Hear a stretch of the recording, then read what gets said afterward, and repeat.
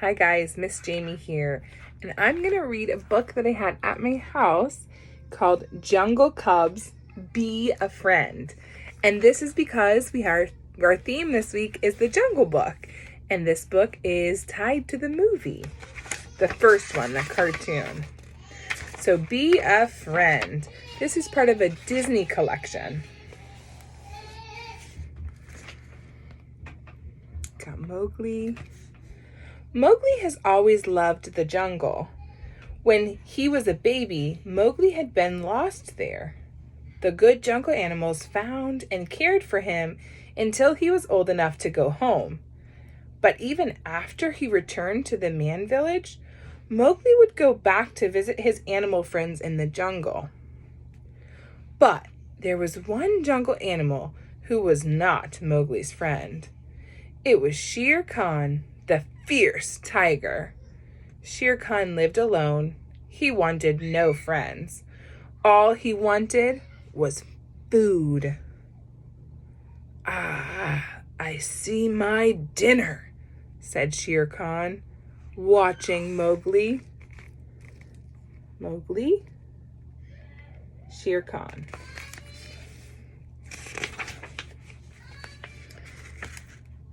He sneaked up behind Mowgli and growled, "How nice of you to visit me at dinner time, boy." Mowgli spun around and stared into the tiger's hungry, yellow eyes.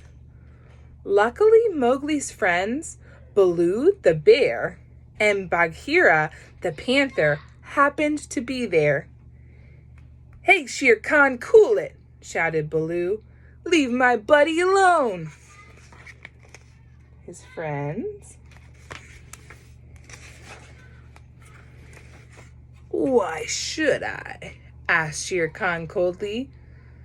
"Because we saved your life," replied Baloo, with a smile.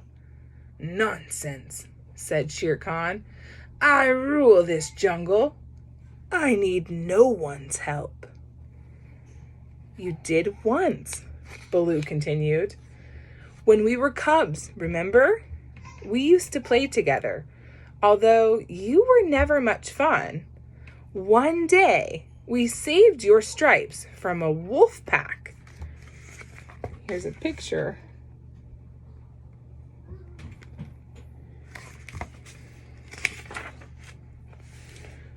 "I don't remember that," said Shere Khan. "Of course you do," Bagheera said. "It all started at the old temple ruins. Kaa tried to hypnotize Baloo, even though Baloo was already asleep." "Yeah," agreed Baloo. "While I was sleeping, Louie was playing on the vine. Suddenly, a honeybee flew right under his nose. As Baloo and Bagheera told the story, Shere Khan began to remember.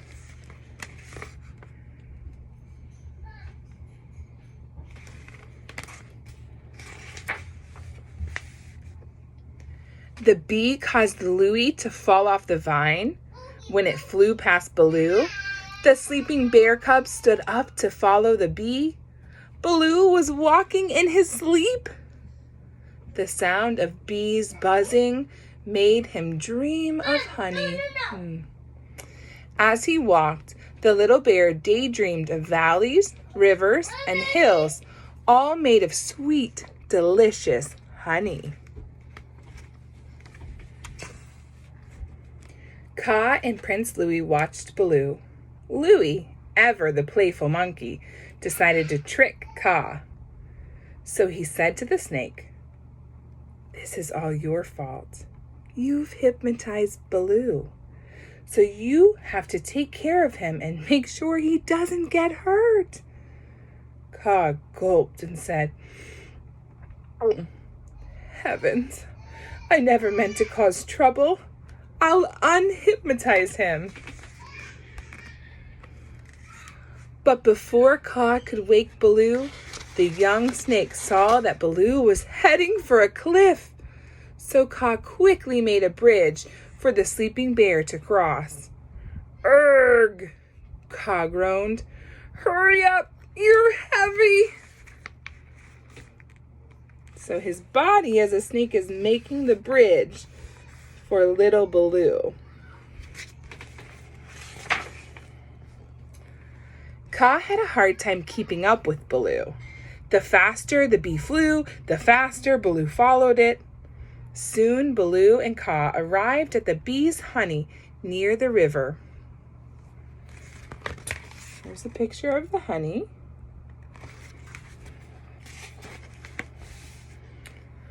Kaa caught up with Baloo. "Baloo, listen," he said nervously. "When I snap my fingers, you will wake up." "Oh dear, I forgot. I don't have any fingers." Just then the bee, tired of being followed, turned around and flew straight at Baloo. He stung Baloo. "Ouch!" he cried, and suddenly Baloo woke up. "What happened?" he asked in a daze. "Where am I?" Is this him being stung by the bee? Ouch! Suddenly Baloo and Kaa heard a loud, angry, buzzing sound. They looked up and saw hundreds of bees rushing out of their hive to protect their honey. Baloo quickly decided that the only way they could escape the bees was to head for the river. "This way, Kaa!" shouted Baloo. Baloo and Kaa jumped on a flat rock and slid down the slippery grass to the river with the angry bees close behind.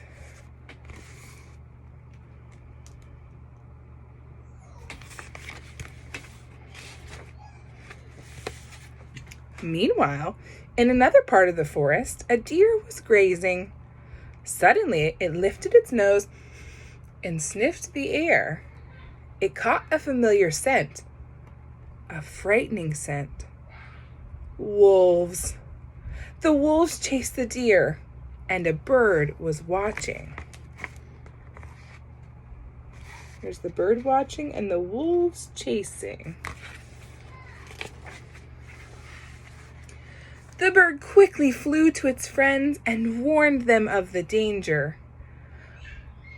"I'm not afraid of any wolves," said Shere Khan proudly. "We tigers rule the jungle." Louie laughed. "Be careful, Shere Khan," he said. "You may rule, but there's only one of you, and lots of them."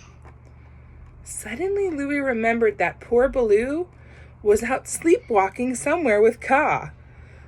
Louie jumped on Hathiti, the elephant's back. "Hurry," Louie cried. "We've got to find Baloo and Kaa. We've got to warn them."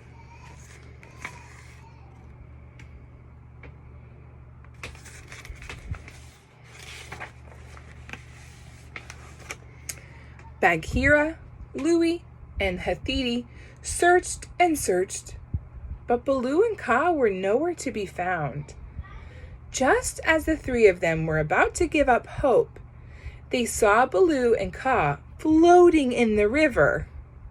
Baloo shouted a big "Hello!" "You all look nervous and tense," he said to his friends.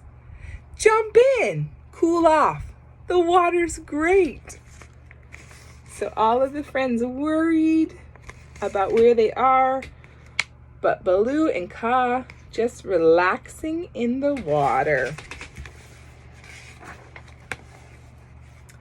Meanwhile, back at Temple Ruins, Shere Khan heard a growling behind him. He quickly spun around just as two wolves rushed him. Shere Khan and the wolves. Shere Khan was small, but he was still a tiger. The young cub had no trouble defending himself. But an instant later, two more wolves appeared, and they were even bigger and more vicious. Shere Khan was in big trouble.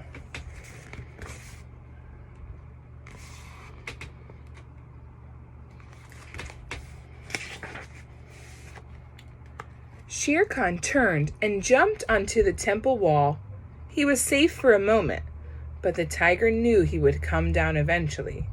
And when he did, all those sharp teeth would be waiting for him.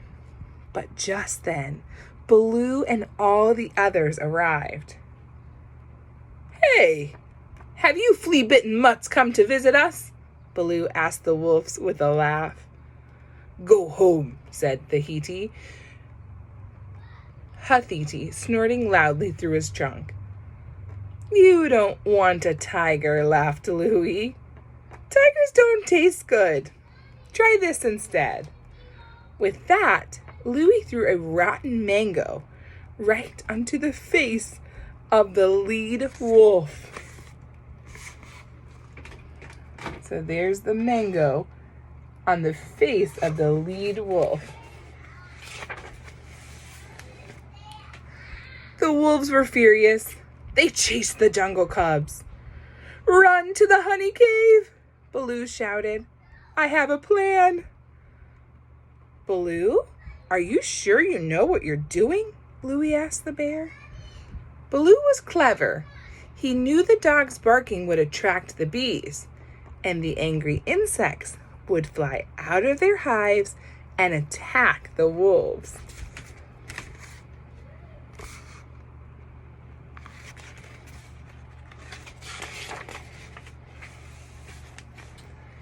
The jungle cubs were smart. They jumped into the river and hid under the water until all of the bees passed. Then they stuck their heads up and laughed as the bees chased the wolves all the way down the river. "It'll be a long time before we see those mangy mutts again," laughed Baloo. The bees chasing and everyone in the river. Later, when they got back to the old temple, Baloo said to Shere Khan, "Don't bother to thank us." "Thank you for what?" the young tiger asked. "For saving your skin," said Louie. "And you never did thank us," Baloo said, finishing the story. "So you can do it now, by letting Mowgli go." "It'll never happen," Shere Khan growled. "Besides, it was a long time ago, and right now, I'm still hungry." Oh, show you the picture of all of them talking to Shere Khan. Then the huge tiger looked at Mowgli and slowly walked up to the frightened boy. Baloo knew it would take more than words to stop the tiger now. And Baloo looked up and saw a beehive in the tree right above Shere Khan. Baloo threw a rock at the beehive. "Heads up, Shere Khan!" Baloo shouted. The startled Shere Khan let out a horrible gasp as the beehive fell right on his head.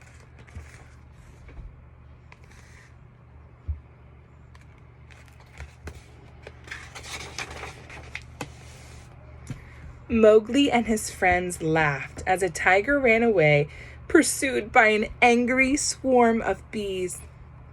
"That will teach Shere Khan some manners," said Mowgli. "You should always thank your friends for saving your life." Thanks, everyone.